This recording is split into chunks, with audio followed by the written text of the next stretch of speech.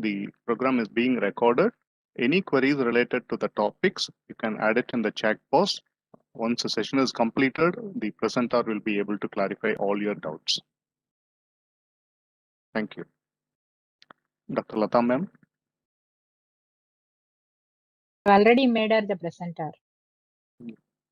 Oh no, she's got disconnected, I think. She's not there. Just now I saw her.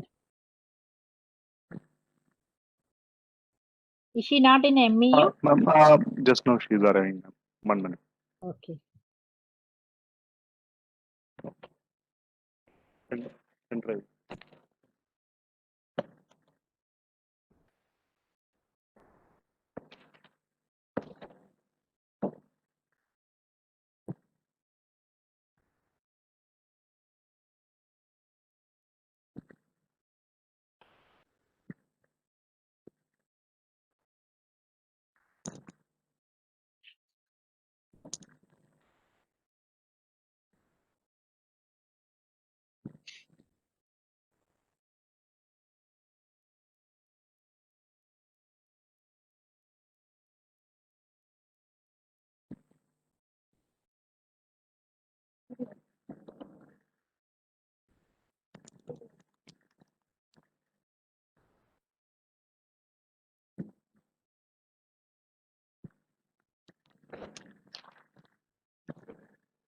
Good afternoon, everyone. Am I audible? I am, ma'am. Audible. Okay. Today, the second day of the research methodology. My topic is cross-sectional studies.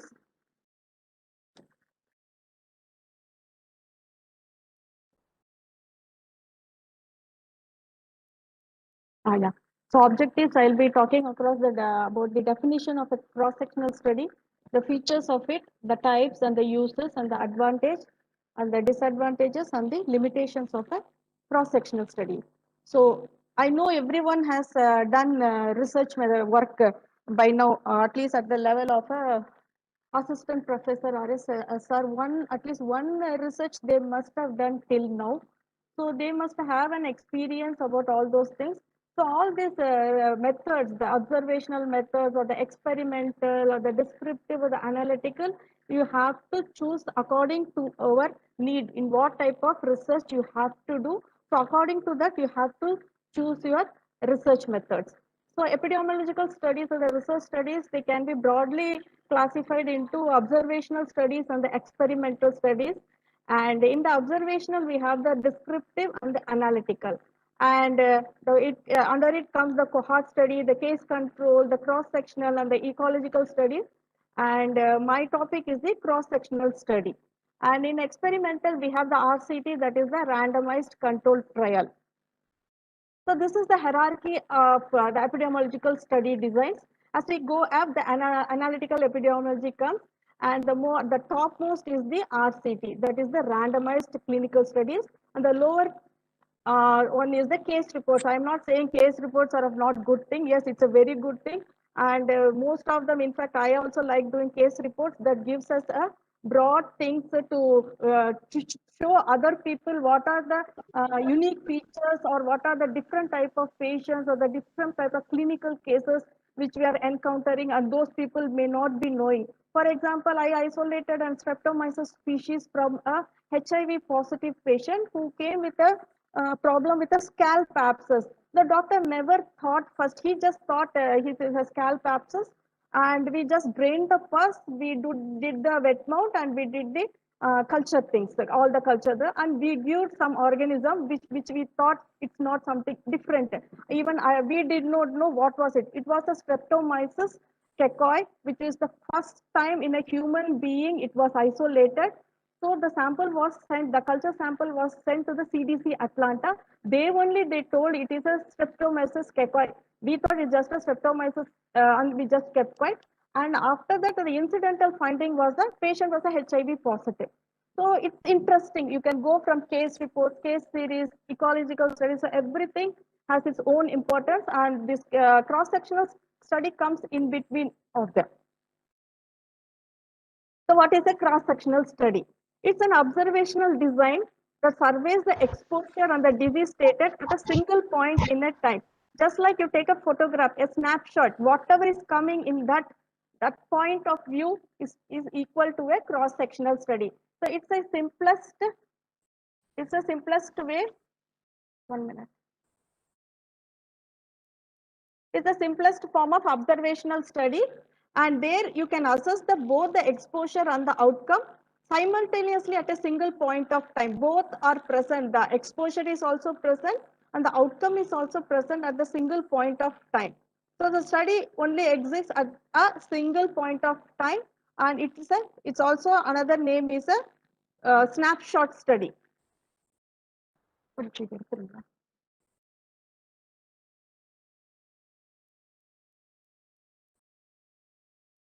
One minute, please. Ma'am, you have jumped 2 slides. Oh, 1 minute, ma'am. Just இது பண்ணிட்டு. Sorry. Okay.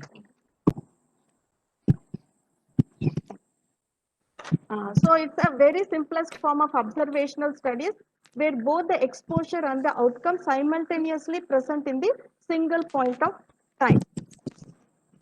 So it's also known as, the other name is a prevalence study, point prevalence study, or a snapshot study, like just you take a photograph or a screenshot. So here involves the measuring a range of variables can be measured on an individual basis.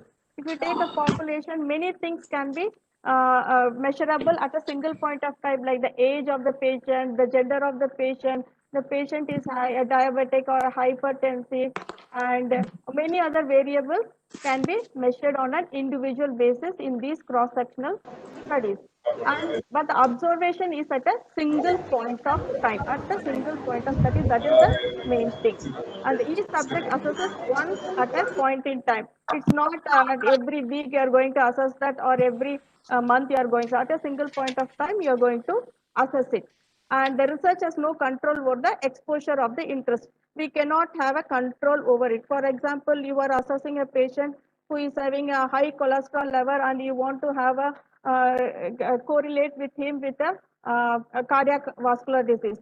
So you don't have that control because he is already being exposed to he's already having a high cholesterol level. So 3 important questions to consider for a cross-sectional study is, the definition of case is very, very important.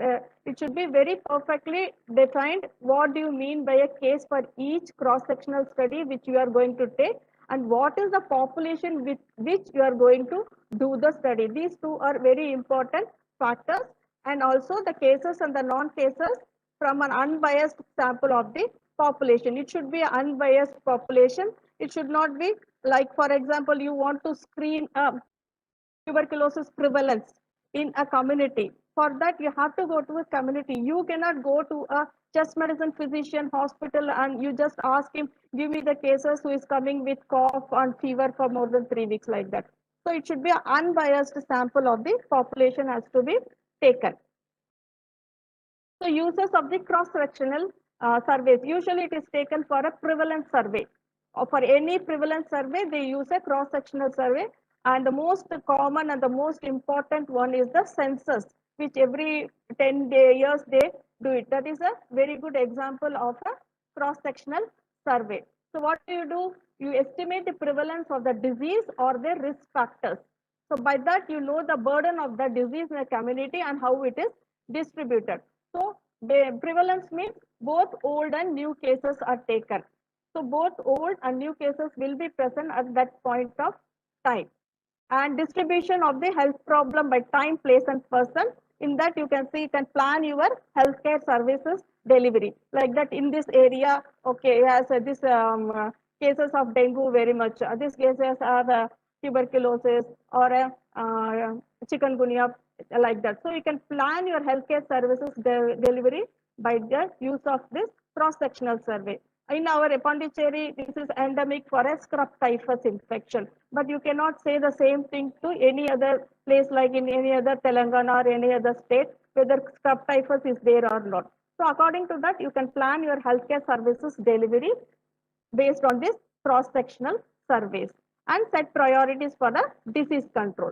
So, okay, winter has come, rainy season has come, this area will have a dengue infection now, dengue outbreak will be there. So let's get ready. Because of the previous cross-sectional surveys, you can get ready yourself. The public health can get ready themselves. And also examine the association among the variables can also be there. With each group it is coming, with which socio-economic region it is coming, which gender is more common. So all those things you can do based on the cross-sectional surveys. So nowadays, this topic is very, very common. Any journal you go and see, most of the topics will be knowledge, attitude, and practice study. Knowledge, attitude, practice of this and that. So it's innumerable. If you go and see any journals, public health journals, or any other microbiology, any journals you go, these articles are very, very common. Knowledge, attitude, of practices of any other topics. So they are purely descriptive and they help to build a better understanding of behavior of the population without necessarily relating this to any disease or the health outcome. Just you have to survey their knowledge, attitude against some other practices or behavior, and you write an article. And this cross-sectional studies can also use as for health service managers and planners. And they make also use it for the utilization and the effectiveness of the service. For example, you can ask them, I have introduced this thing like feedback system in my hospital for this laboratory investigations, whether they are coming or not. So like this, you can get a feedback also by doing this cross-sectional survey. So you can generate hypothesis for a causal link with a disease or not. And you also can examine the evolving trends. This year, dengue is this much. It was seen mostly in the July, August, September. Next previous year, it was in June, July, August. So evolving trends can also be seen based on this cross-sectional surveys. So types of cross-sectional studies are two types. One is the descriptive research and the other one is the analytical research. Descriptive research assesses how frequently, widely, or severely the variable of interest occurs through the specific demographic area. You have to descriptive is that one. Analytical research, it investigates the association between two related or two unrelated parameters. This methodology is not entirely foolproof because outside variables or outcomes are simultaneous and their studies are too. So how do you design a cross-sectional survey? How do you design it or how do you go through it? The first problem is to be studied. You have to first take what is the problem prevalent in your area and I have to do the research on that problem. So you have to be very clear what is the problem to be studied and you have to describe it and you have to collect a thorough literature of that problem. And that first you have to, whether the study has been done in your area or not. If it is done, what are the studies which has been done? And in your state it has been done, in your country it has been here, worldwide it has been. So literature survey is very important before you take any cases or a cross-sectional surveys to be taken. And then specific objectives needs to be formulated. The primary objectives and the secondary objectives needs to be formulated. So the first and the foremost thing is the problem to be studied must be clearly described through a literature review. Without literature review, you cannot take up any survey, not only cross-sectional survey, any survey you cannot take. First, a thorough literature survey is very, very important. Nowadays, it is available in the internet. Any place you go, you just type it. You can get lots and lots of articles. It gives you an idea what is it can be taken here or not. So information has to be collected and the data collection techniques needs to be decided. So after doing a literature survey, you have to do what are the techniques for which I have to use for the data collection. Those techniques has to be decided. And sampling is particularly important issue to ensure that the objectives can be met in the most efficient way. The first thing you do a literature survey, First you think whether it is feasible or not for you with your resources, whether it can be done or not, and then formulate your objectives, specific objective, primary objectives and the secondary objectives, and how you are going to collect the data, what are the informations to be collected, the pro forma should be clear cut, message should be written, and it should be already prepared. After doing everything, you cannot go and at the last you prepare the pro forma. So data collection, what are the techniques you are going to use it, that's also very important, and how you are going to do the sampling. So fieldwork needs planning. For any survey, fieldwork needs planning. Who is available to collect the data? Whether you have your people, you have any staff nurse, or you have an intern, or you have any SR or AP is going to collect the data. Do they need training? Already they are trained, or I have to train them. If more than one is to collect data, then again it is necessary to assess whether there is no variation between the observer. The observer variation also makes a lot of difference. So a perfect checklist can also be given to them where you need to write anything, just you have to tick off. So fieldwork needs lot of planning, and the data collection is the most important thing. And after collecting, the coding should be done and the data entry should be done. That also be clearly planned. So pilot study, okay, fun. I'm not sure. I don't have any knowledge about here what is happening. I don't know whether the typhoid fever is very prevalent here. Okay, typhoid fever is prevalent. I don't know whether paratyphi B is prevalent here or paratyphi A or Salmonella typhi is prevalent here. So a pilot study can be done, and for the proposed methods or the whatever you want to say, to make any alterations as necessary. So these are the steps you have to take. Choose the problem and analyze it. Literature review, formulation of objectives, and sample variables, data collection techniques, plan for data collection, processing, ethical clearance, and a pilot study if it is needed. Then work plan. Who will do the data collection and when will they do? Timetable has to be done.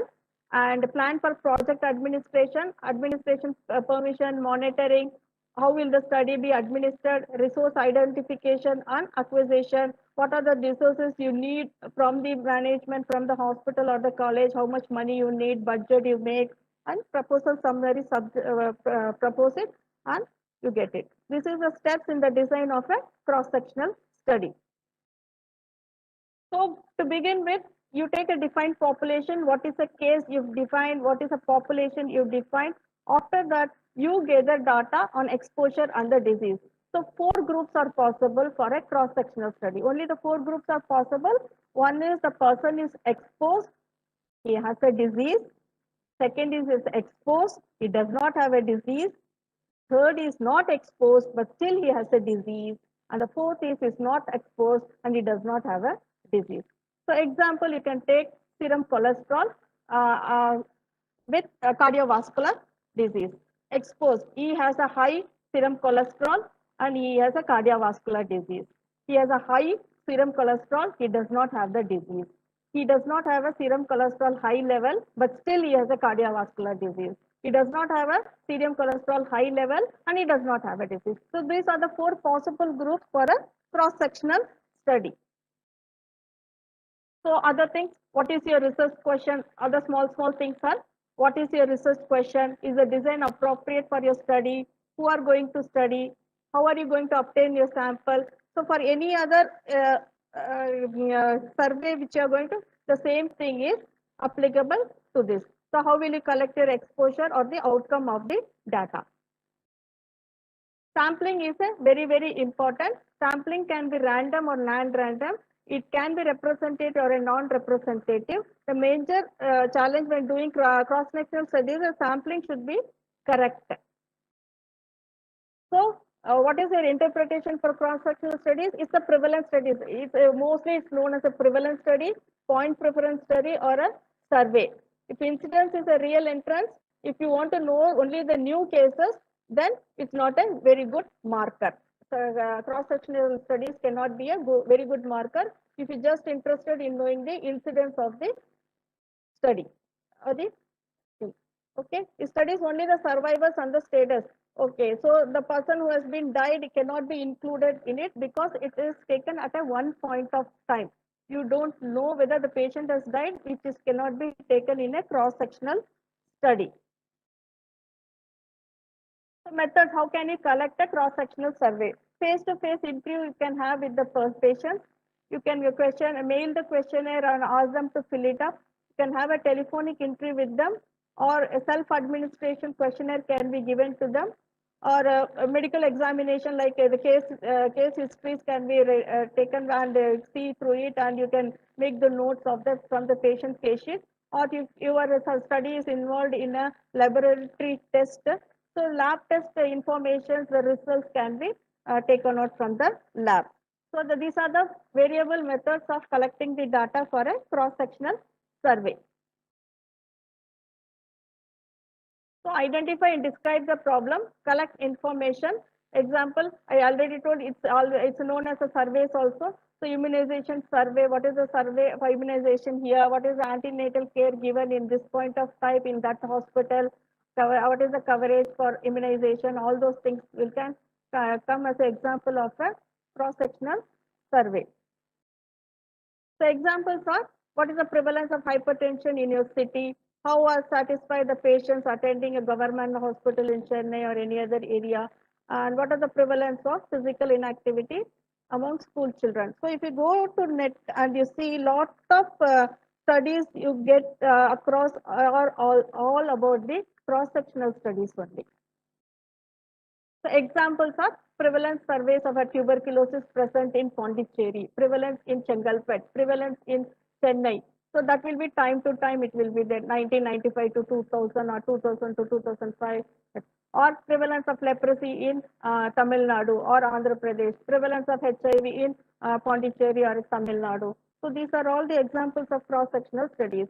Already told, coverage of the immunization will also be coming under the cross-sectional surveys. Socioeconomic characteristics are also be included in this, like age of the persons who have be included in it, the education, the marital status, the number of children, income. So the all comes in the knowledge, attitude, or practice cross-sectional surveys.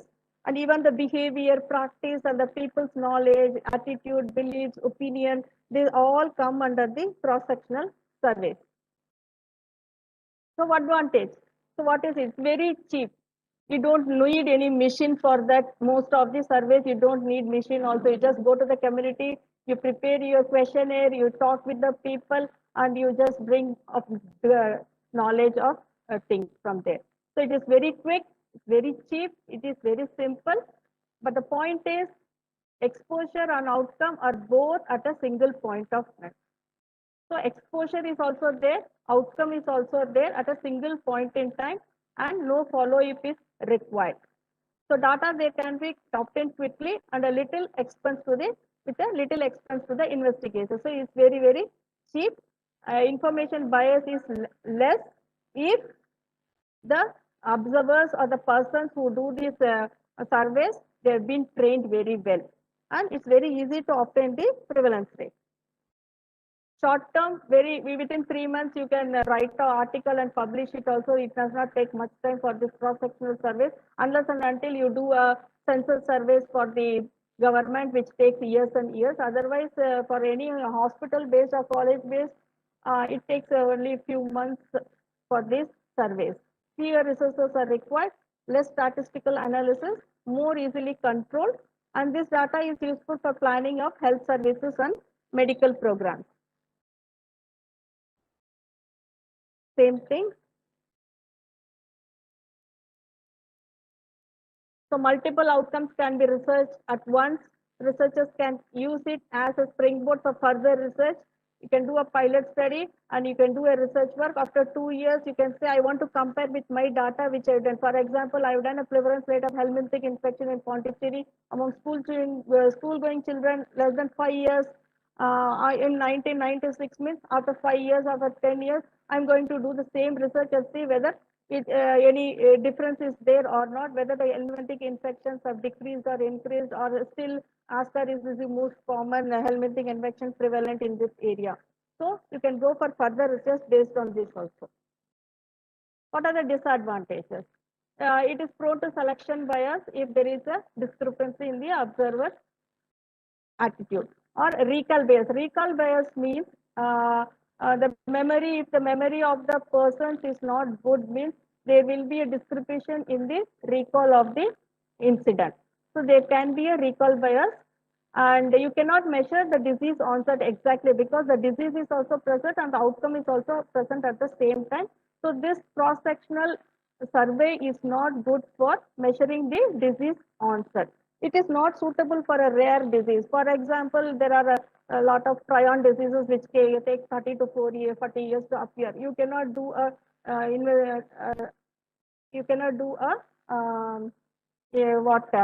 survey or a project in a prion disease or any other disease which takes years and years to develop.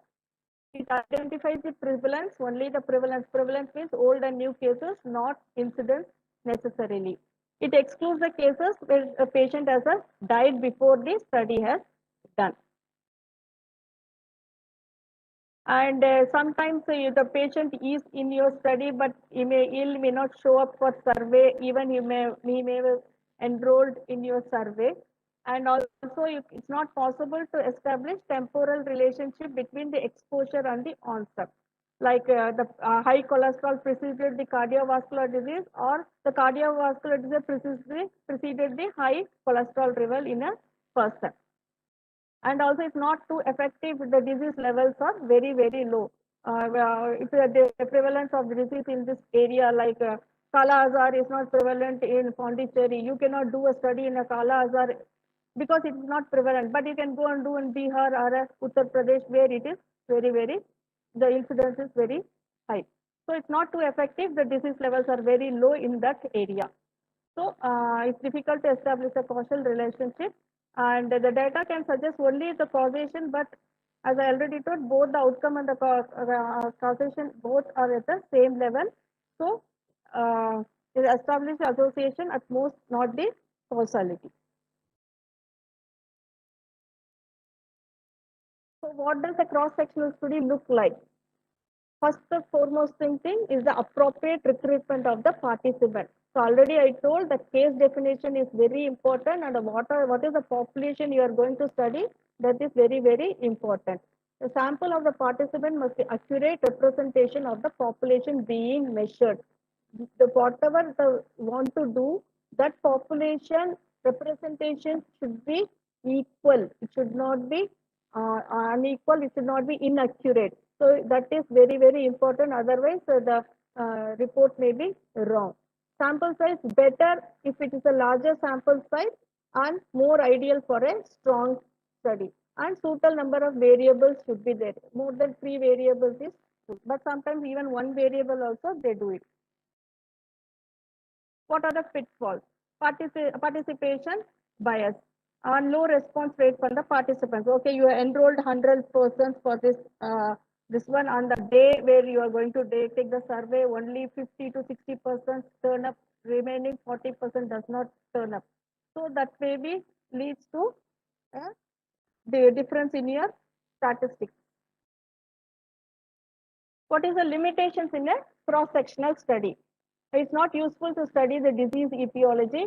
As I told, it's not suitable for rare diseases.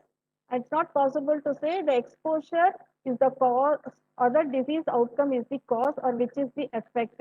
So because both are there at the same time, it is very difficult to say. And errors in reporting of exposure and possible outcome will be there. And tend to identify the prevalent cases of long duration, since that is difficult with people who die quickly or recover, they will no longer be in the survey. So take home messages is the cross-sectional surveys help to measure the burden or a magnitude of a health condition in our community. So it's equal to a prevalence or a survey. So it's a very cheap and effective one and a simple one, and it does not need much resources to do, but the planning is very, very important. You have to plan it correctly, otherwise bias will be there. If you plan it correctly, then the cross-sectional studies are one of the most important studies at present, I think, in our research area. Thank you.